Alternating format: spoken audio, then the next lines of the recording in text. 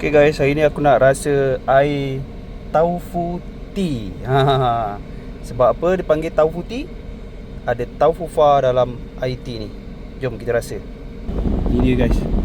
Dia dah letak taufufa dalam ni, lepas tu dia letak ais. Dia letak dia letak air tea. Lepas tu dia letak sekali lagi lapisan taufu kat sini. So kita try.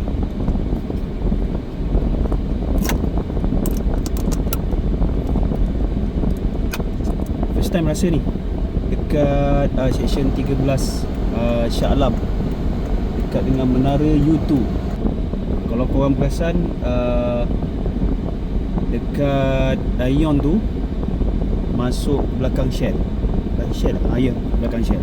Kita try. Bismillahirrahmanirrahim. Kita ambil yang bawah sikit. Kita rasa air tea dia dulu.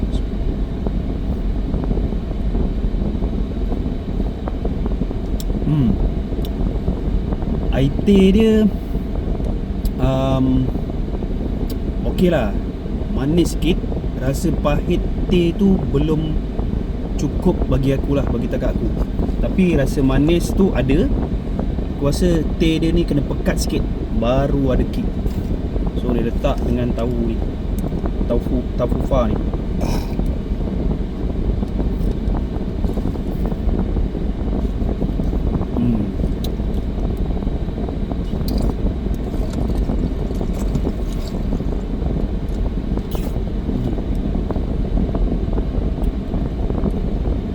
Kalau nak rasa lagi kau taufufa tu masuk dalam mulut kau, terus ke tekak, terus ke perut, kena pakai tu straw yang besar. Bau sedap. Yang macam straw yang besar tu kan, yang boleh sedut boba sekali tu kan. Okay, so kalau korang nak beli ni, dia jual gerai tepi jalan je, dekat simpang tu, dekat simpang menara U2 tu. Korang boleh cari dan rasa taufu tea.